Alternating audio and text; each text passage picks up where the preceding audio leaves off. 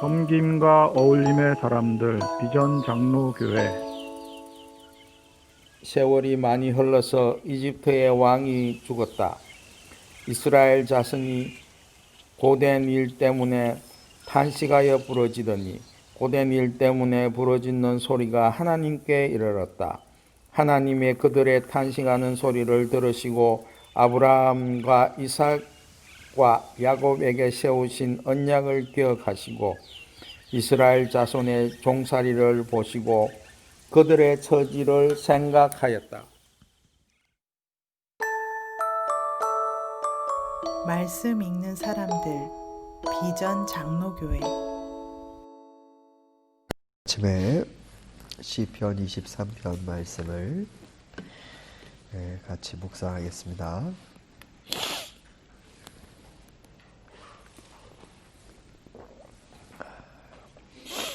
시편 23편 1절에서 4절까지의 말씀입니다. 한 절씩 읽겠습니다. 주님은 나의 목자시니 내게 부족함 없어라. 나를 푸른 풀밭에 이으시며 신령한 물가로 인도하시며 나에게 다시 새 힘을 주시고 당신의 이름을 위하여 바른 길로 나를 인도하신다.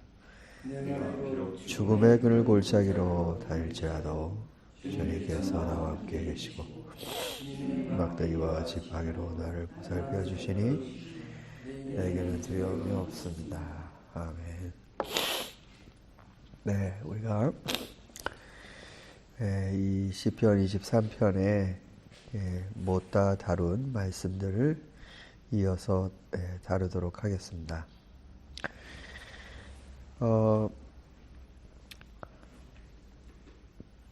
당신의 이름을 위하여 바른 길로 나를 인도하신다. 이렇게 다윗은 노래했습니다. 그러니까 바른 길로 나를 인도하시는 것이 바로 하나님의 영광이 됩니다. 그 이름의 명예가 됩니다. 그러니까 하나님께 영광을 돌린다. 하나님의 영광을 드러낸다. 그것이 바른 길에서 드러나는 것이지 그릇된 방법으로 영광이 드러나는 게 아닙니다. 자기가 잘 돼서 하나님께 영광을 돌린다. 물론 하나님이 축복을 주셔서 우리를 그런 환경 가운데 인도를 하시기도 하지만 하나님의 바른 길에서 영광을 받으시기를 원하는 겁니다. 예수 그리스도께서 왜 하나님께 가장 큰 영광을 돌리신 그런 전대미문의 사례가 되냐면 바로 하나님의 길에서 그 바른 길에서 걸어가셨기 때문입니다. 그렇게 영광을 돌리는 것입니다. 그것이 하나님의 이름을 드러내는 것입니다. 여러분 생각해 보십시오. 우리가 왜 기도할 때마다 예수님 이름으로 기도합니까? 라고 하는지. 그러니까 우리의 기도의 앞에 이제 쭉 나오는 내용들이 예수 그리스도의 이름으로 드려진다는 말입니다. 그러니까 우리들이 바라고 원하는 바가 예수 그리스도의 이름이 드러나고 그리고 그 이름을 빌어서 들어주십사 하는 것입니다. 그러니까 그리스도의 이름과 어울리지 않는 그와 같은 것은 여러분 하나님이 단박에 아시지 않겠습니까? 그러니까 우리들의 간구 역시 다 바른 길, 하나님의 영광을 드러내는 그 길, 거기에서 존재해야 하는 것입니다. 자, 바른 길로 근데 가는데요. 바른 길로 가는데 4절 말씀을 보니까 죽음의 그늘 골짜기가 나옵니다. 그 바른 길로 가는데 죽음의 그늘 골짜기가 나온단 말이죠. 이게 참 아이러니입니다. 바른 것은 늘 편안하다 라는 공식이 성립이 잘 안 된단 말입니다. 바른데 되게 어려워요.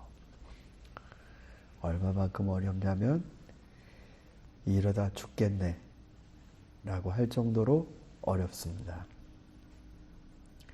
그래서 사람들이 안 죽으려고, 그렇게 많이 아프지 않으려고 바른 길에서 조금씩 곁길로 가거나 타협하거나 자기가 가고 있는 쉬운 것을 바르다라고 하거나 그런 변종의 형태가 일어납니다. 그런데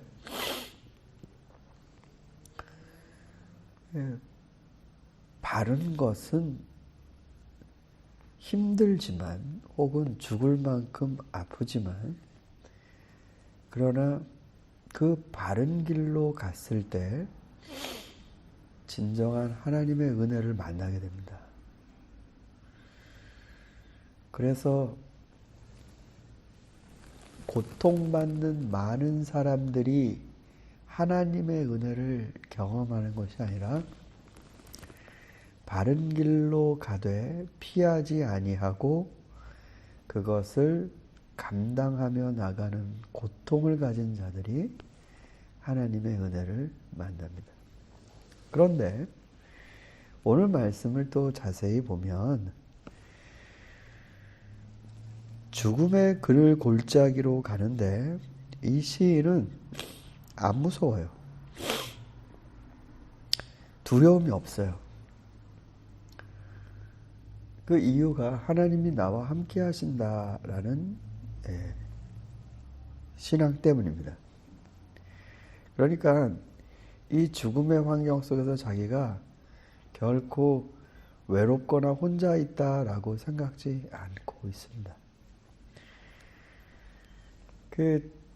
여러분 병원에 누워 계셔 보신 경험이 있으면 아마 그 외로움을 체험해 보셨을 거예요. 그러니까 아픈 건 둘째치고 사람이 참 외로워요. 혼자 있는 것. 그러니까 아무리 가족이 옆에 있어도 떨어져 있잖아요. 요번에 우리 한국에서 메르스라는 아주 가혹한 그런 위기를 경험을 했는데 여러분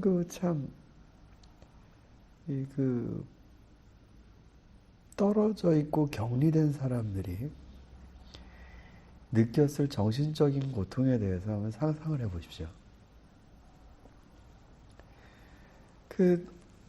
나를 고쳐주러 오는 사람도 꺼리고 가족들도 나와 함께 하고 싶지만 그들이 그러다 또 병균의 또 이 보균자가 돼버리면 또 다른 식구들도 그 고통을 겪게 하니까 결국 모든 것이 차단됩니다. 그때의 그 외로움이라는 건 여러분 상상할 수가 없을 것입니다. 그런데 하나님께서는 그 양들을 목자로서 외로움 가운데 주시는 법이 없습니다. 그래서 이 시인은 죽음 같은 그러한 환경 속에서도 하나님이 같이 있음을 호흡할 수 있습니다. 그래서 그 사람들이 죽음 가운데 놓여 있을 때 경험하게 되는 그와 같은 방식의 인생을 살지 않습니다. 이게 정말 놀라운 겁니다. 어떻게 그렇게 죽음의 그늘 골짜기에서 죽을 사람처럼 살지 않고 당당하게 살아갈 수 있을까? 소망을 가진 자처럼 살아갈 수 있을까? 왜 저 사람은 기가 죽지 않을까?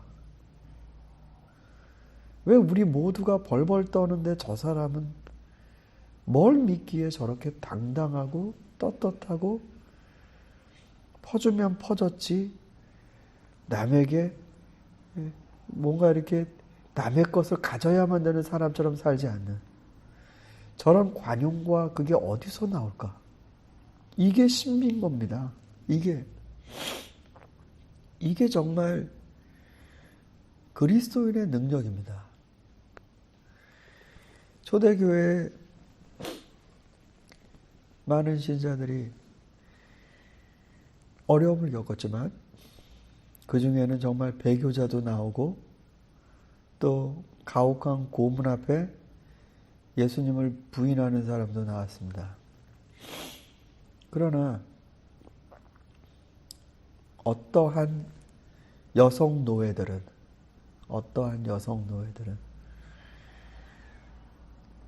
이렇게 황제 앞에 굴하지 않았습니다. 황제에게 예배하지 않았습니다. 처참한 죽음을 죽었죠. 그러나 여러분 보십시오. 그러면 왜 하나님이 그렇게 황제에게 굴하지 않을 정도로 하나님을 굳건히 붙든 사람을 그렇게 죽게 하셨을까? 하나님이 그때 정말 뭐 하셨을까? 우린 이렇게 생각을 합니다. 근데 조금만 더 생각하면 그게 하나님이 안 도와주셔서 그 사람이 그렇게 처참하게 죽었다. 그런 식으로 계산되지 않습니다. 하나님이 계셨기 때문에 거기에 그렇게 쓸 수 있는 겁니다.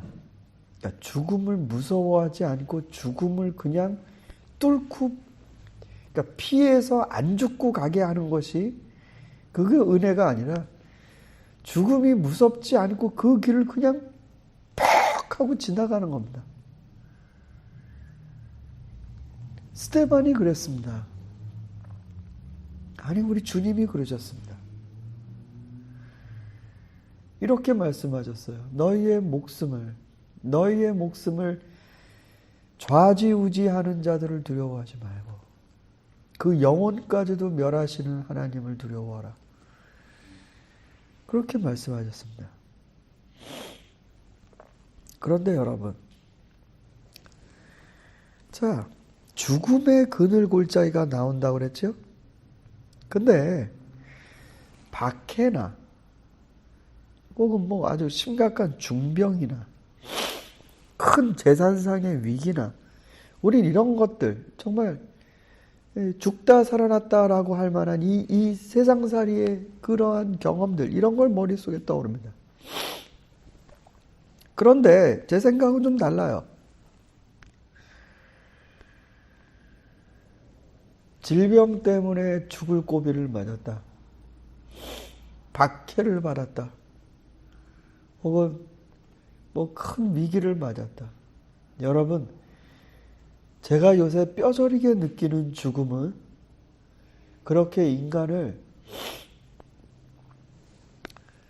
갑작스럽게 어려움에 빠뜨리는 죽음이 아니라 인간을 최면에 걸게 만드는 죽음의 모습입니다. 예를 들어보죠. 최근에 전 세계적으로 가장 긴장을 시켰던 뉴스 가운데 하나는 그리스 위기입니다. 그리스의 국가 부도에 직면해갖고 굉장히 큰 경제적인 긴장감이 전 세계적으로 돌았습니다. 그러면 그리스라는 나라는 왜 그렇게 경제적으로 서서히 정말 여러분 한번 그리스 시민들 그 나라 사람들의 삶의 모습을 인터뷰나 뭐 이런 거 보셨으면 알겠지만 전쟁이라고 그랬습니다. 그러니까 전쟁의 죽음이 사람들 사이에 감도는 겁니다. 이러다 죽는 거구나. 뭐 당연히 뭐 부부가 외국에 여행을 가서 크레딧 카드로 호텔이나 이런 투숙하는 비용을 결제하려고 그러는데 다 그게 막혔어요. 그러니까 외국에서 그냥 졸지에 그 홈리스가 됐습니다. 멀쩡한 사람들이. 근데 그와 같은 끔찍한 고통이 어떻게 찾아오는가? 어떻게 그렇게 찾아오는가? 그 힘든 상황이 어떻게 찾아오는가? 여러분, 그건 탐욕입니다. 탐욕이 그렇게 사람의 마음속에 괜찮아, 괜찮아, 괜찮아 하다가 그렇게 찾아온 겁니다. 죽음이 어떤 모습으로 오는지 잘 모르는 거죠.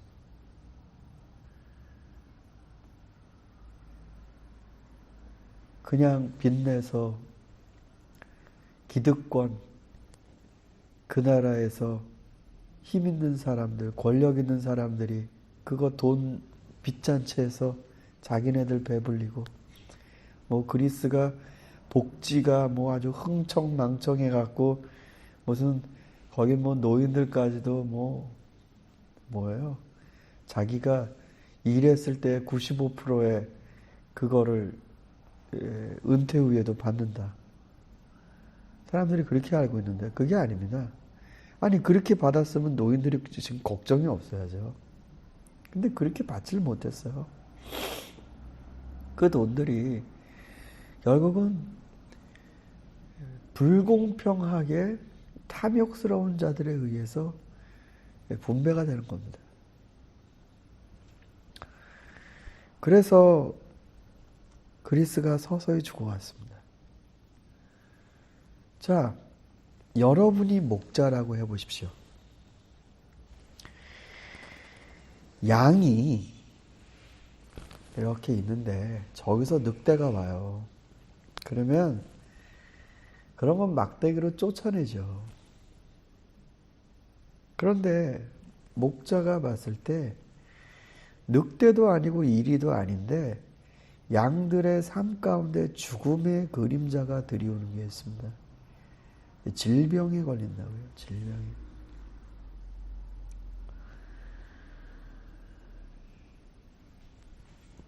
마음의 질병, 정신의 질병에 걸립니다. 그 뒤에 이 4절을 말씀 보시면 막대기와 지팡이가 나오죠. 근데 이 막대기와 지팡이가 늑대나 이리 쫓아내는 데만 쓰이는 도구가 아니에요. 정말로 하나님께서 사랑하시는 자들을 죽지 않고 바른 길로 인도하시기 위해 하나님은 그 막대기로 이놈아 정신 차려 그러고 그냥 허벅지며 무슨 뭐 배며 머리통이며 한 대씩 때리십니다. 근데 놀랍게 다윗이 자 보십시오. 주님의 막대기와 지팡이로 나를 보살펴 주시니라고 돼 있죠. 네?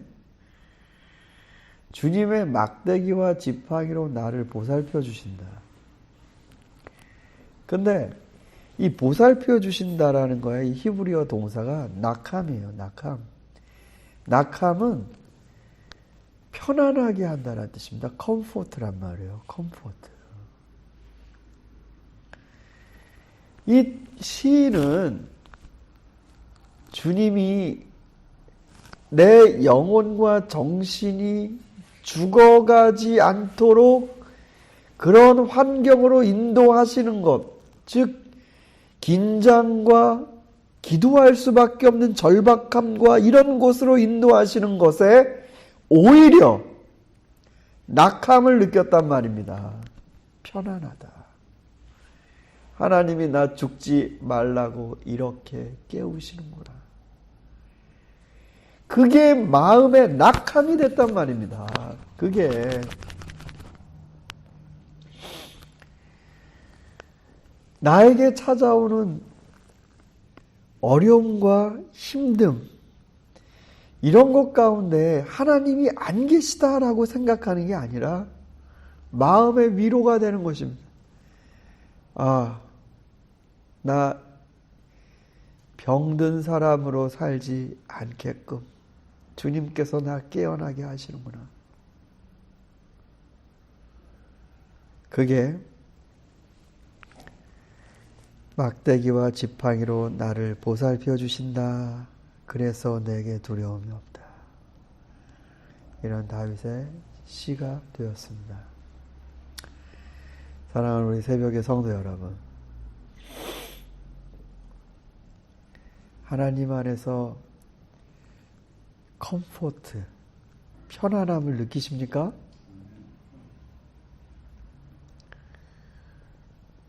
여러분 사랑하십니다.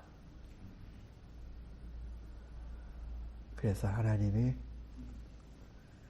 굶게도 하십니다. 너 잘 배워라. 뭘로 사람이 사는 건지, 어떻게 사는 건지 잘 배워라. 때로는 아프게도 하십니다.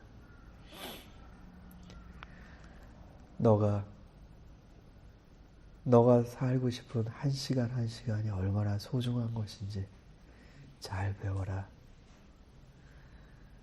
그래서 허망한 재산을 모으려고 살아가지 말고 시간도 늘리지 못하는 인간이 탐욕에 묻혀 죽지 말고 영원한 시간을 위해서 네 시간을 써라. 하나님이 그거 가운데 바로 그 막대기와 지팡이로 우리에게 은혜 주시는 겁니다. 고요한 바다로라는 찬양이지 않습니까? 그거의 2절을 보면은 큰 풍랑이 옵니다. 큰 물결 일어나 나 쉬지 못하나 이 풍랑이 연하여서 더 빨리 갑니다.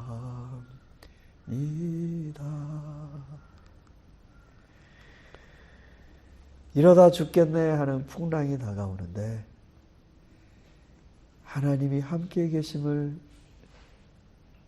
아는 자는 더 빨리 가게 하시려고 이런 인도하심을 주시는구나. 이런단 말이죠. 저와 여러분이 하나님이 우리를 사랑하시며 인도하시는 그 모든 하나하나의 상황에서 정말 주님의 사랑을 읽어낼 수 있는 신자들이 되기를 바랍니다. 우리 같이 기도합시다.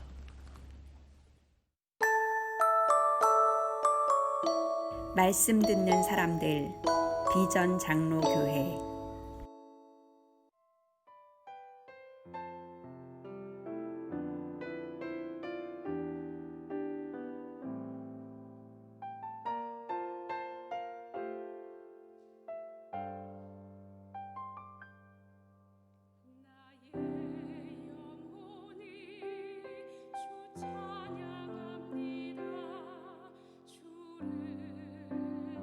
기뻐 노래하